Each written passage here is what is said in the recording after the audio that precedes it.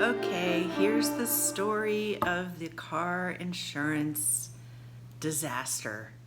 The highlights: I was not insured at the time of my accident. I could have gotten my car fixed and been driving it probably 3 months ago. All right, so let's get into the story. Ever since I had my insurance when I moved to Panama, I was never able to renew online, and I was never able to pay with a credit card. I could never even log into the website, the company's website. There was always a problem, always an issue. And also, a big thing here in Panama with car insurance, or maybe with all different types of insurance, it's not common to get a renewal notice from the company or from your broker. So there were times where my policy would lapse because I didn't make a note of it on my own calendar. This past year, I did make a note on my calendar, but it was at a time when I traveled to the United States, and so I missed that timing. And when I noticed that, because I was renewing my plates and I needed my insurance information, I asked my broker for a copy of the updated insurance, and she said, "Oh, you have to pay, and then I can give you the copy." Looked in my records, I was like, oh my gosh, I hadn't paid for 3 months because my accident was in October and the renewal was up in August. So from August to October, I was driving without insurance coverage. So I tried again to go into the website and to pay online. And again, it wouldn't let me in. It wouldn't recognize my policy number. And so I sent an email to my broker and to the person's name that I had at the company. Those emails didn't go answered. And then I had my accident. So I was not covered on the day that I had my accident. Now, technically, it's not really that big a deal because my insurance was basically only going to cover towing for me and an attorney to represent me in court. So I guess kind of that is a big deal. So on the day of the accident, not being covered, that meant that I was relying on the broker, and that didn't really go well. Anyway, the car, I had to pay to get it towed to my house because, I wasn't covered at the time. Thankfully, the broker did make it so that I could, my payment got me the coverage that I needed to eventually have towing coverage and to cover the lawyer to go to the court in San Carlos. So retrospectively, they did put that into effect. Had the accident been my fault, I'm not sure if they would have done that, but I didn't have comprehensive anyway. I only had liability. I forgot about this other little part of the story. I was going to try and get the car fixed locally here in El Valle, and there was a guy that was highly recommended, and he came over to the house immediately and looked at the car, and he had good eye contact, good energy, and kind of felt like, simpatico, and he was confident he could fix the car in 15 days, no problem. And then he had found some car parts in the city at a salvage yard and said, it's $300. Let's get them now. I think, this will be really good to have because they were cheaper than normal. So he stopped by, he had his son in the car. I gave him $300. And because of, the referral, I was like confident, like, all right, this is a good guy. So then the road closures happened and nothing was moving between the city and anywhere in the country pretty much. But then after that, he kept delaying the car parts, and in that time I had heard some negative things about him. There were, they were like, well, he has a problem managing money. Well, there was a brain surgery and now he's forgetful. Well. So I started getting a little nervous because he would say, oh, the car parts are coming on Tuesday. Tuesday would come and go. Oh, Thursday. Oh, my friend, Saturday, Monday, Wednesday, Thursday, Friday, Saturday. And finally I just started asking for my money back because either I need the car parts or I need my money. You either bought the car parts or you didn't. And if you didn't, that money's not yours, it's mine.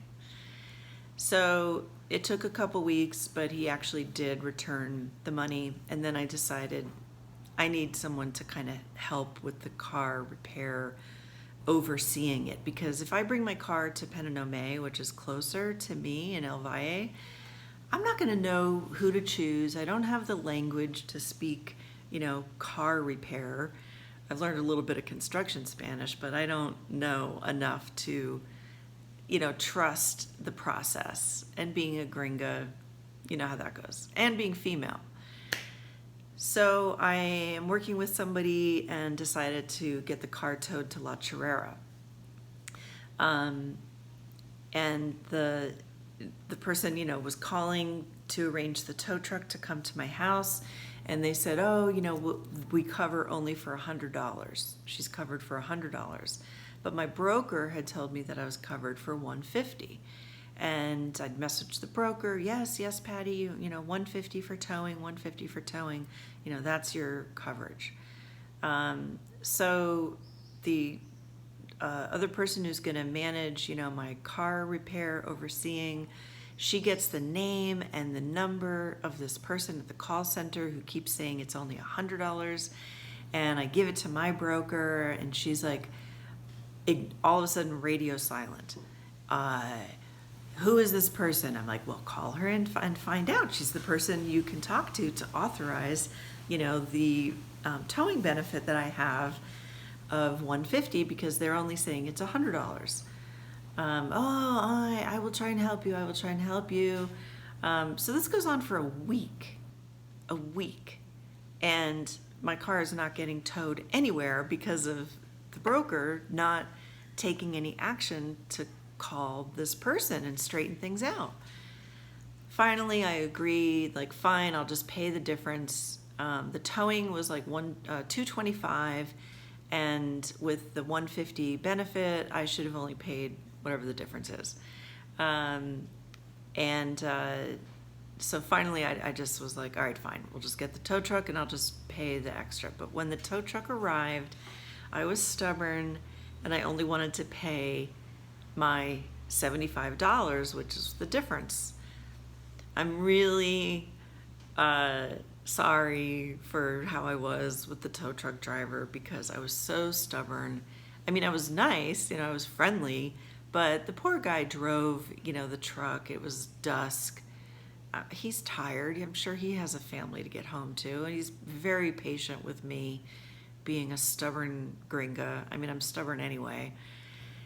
And, finally, an hour goes by, and I'm trying to talk to my broker, and she's just nonsensical. And he tried to talk to her, but apparently she told him that she was at a party and she couldn't hear him anyway.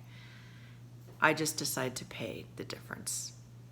My car gets towed away. All is well. I come inside. I get a phone call from an English-speaking representative of the insurance company. He says, oh, you're having some troubles with your coverage. I said, yeah. My broker kept telling me I'm covered for $150 for the towing, but the call center was only approving for $100. And he said, well, your towing for $150 coverage is only for the day of an accident, and when it's not the day of an accident and you need towing, the coverage is $100. So simple. Problem solved. why didn't my broker know this information? It was crazy making. I lost my mind dealing with her. I yelled. I'm not a yeller, but I was yelling into the phone, and I was just absolutely in disbelief. So anyway, the car's at the shop. It's actually, there's progress happening. But this stupid insurance company, they wouldn't release the court judgment to the person that I've appointed who's going to be handling my business from now going forward. They never told me that in a response email. I sent an email saying so-and-so's coming to pick up the court judgment. They never emailed back, but then the person said, oh, they wouldn't give it to me because you have to sign a letter. Fine, I'll sign a letter. I sign a letter. She brings it to that office in the city, and they say, oh, it's not here. It's in a different location. Again, nobody had informed me of that at all. So then I send a letter to cancel this lousy, horrible coverage from this incompetent company. And that email doesn't even go answered for a few days.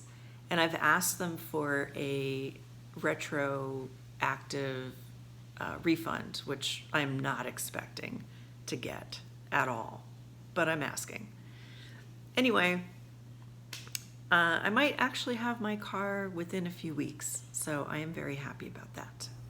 And another thing, actually, this is the other thing. So how I could have been driving my car probably 3 months ago is that how things work here, or from what I understand now, when you have an accident where the other party is responsible, and I think it's with a commercial vehicle that you have to go to the court. I'm not sure if you have to go to court if it's just a private owned vehicle. But anyway, that takes some time, right? That took like 90 days for the court to come to their decision.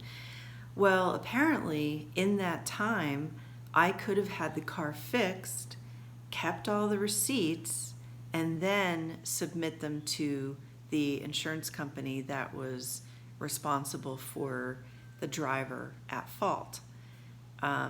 My not so competent or knowledgeable or helpful sales broker never told me that. I started seeing that a little bit online when I was posting some things in a Facebook group, and a couple people started to say, like, well, you could have, had your car fixed and you just keep the receipts. And in fact, the person who's helping me, who's, going to kind of keep an eye on the car getting fixed, she told me that as well, that you just save the receipts, and then I think it becomes a whole new experience and adventure in trying to get reimbursement from the insurance company. So that'll be another follow-up video. I don't know how much of the story I had told before, so if it's repetitive, sorry. But another detail that is important if you're looking into getting insurance here in Panama is the difference between full service brokers and a sales broker, because mine eventually told me after 3 or 4 years that she's a sales broker, that she's not full service. It's not like, you're in good hands. And some agents will offer that, and if they do, they may charge a little extra for their time, which here kind of makes sense because their commissions really aren't that high. And so, if they have to bring you some paperwork or go somewhere that's out of their way, that's their time and gas, that does make sense. But those are good questions to ask up front when you're getting insurance, because I was under the impression that my agent was, there for me, full service, but that's not the case. And it's just really good to be clear about the agreement and your expectations. You know, I also wanted to share that I think, you know, sometimes I'm an optimist, more so optimist than realist or pessimist. And part of that is by nature, but part of that is also I've kind of trained my mind to operate in that way. But there have been some benefits to not having the car. I got the trike, which I would not have necessarily gotten because, you know, it was like $1,200. And I probably wouldn't have gotten it if it was just for my leisure activities. Even though, you know, it was something I was thinking about. Finances have been different since, you know, my work has kind of slowed down. And then obviously with all the house expenses, you know, doing a renovation. So I ended up getting the trike, which has been amazing. I love riding around on the trike, so that's been good. Definitely could use the exercise. The other thing is that I've been really productive. And I brought a past YouTube channel back to life. It's called You Can Heal Your Heartbreak. And I have an audio program that I'd created years ago for healing from heartbreak, which was based on an ebook on healing from heartbreak, based on my life experience and my coaching experience. And I worked with a really expensive marketing guy, and everything he was suggesting it just felt like it was like nails on a chalkboard. It just didn't feel like me. And so I let the channel go. I just didn't do anything with it. And now I am doing something with it. And it feels really good to be creating content that's going to be helping people. The other thing I did was I decided that because I have the casita and I'm a coach and I live in this amazing volcanic crater, that I'm offering personal retreats. So if you're interested in learning about that, you can go to the link in the video description. But really, this is just the perfect place to come for clarity, or when you have questions, when you're at a crossroads in life, or when you have some things that are unresolved, or seeking that internal guidance and wisdom. And I think there's a lot of really incredible energy here in this volcanic crater. And of course, we'd spend time in my garden. That's what I put together. So that has been very productive. And I would not have done that if I had my car, because I like to, go out, drive around, see things, get stuck in ditches, and go down roads I shouldn't go down. So anyway, those are some positives. And my house is clean, and that's always a good thing.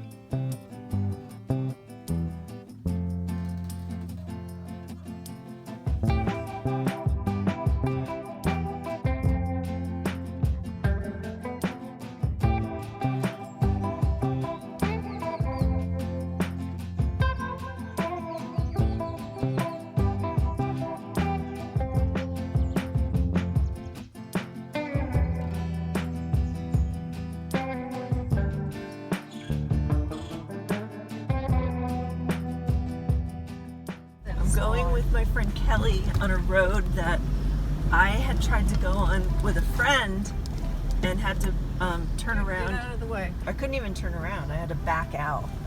And now we're going on this road, and it's going to get really, really extreme. She's got a 4-wheel drive Hilux, and we're going for it. I'm going to be scared. That's all right. I can't even see what I'm getting. Oh my God. All right, Kelly told me to wear my strongest over-the-shoulder boulder holder, but I didn't listen, and I wish I did.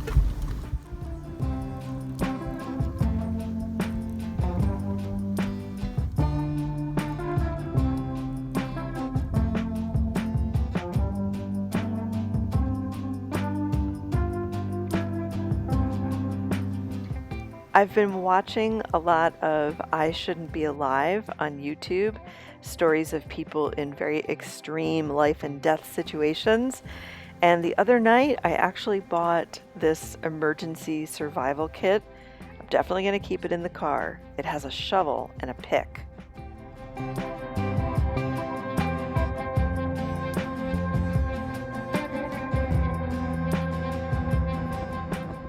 Okay, it might not be nice to say because I haven't even gotten my car back, and I am very happy that I will have it.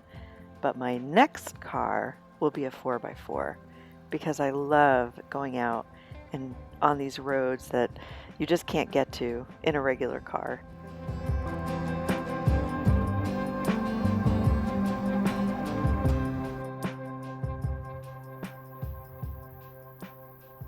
And hopefully this view inspires you to get out and do something. I love the leaves on this breadfruit tree. We took a clipping, but they're not doing too well. The breadfruit actually has a nut inside that tastes very much like chestnut. The drive we went on was the back way that comes to Pozo Azul, but if you're going to do that trip, go the dark blue route.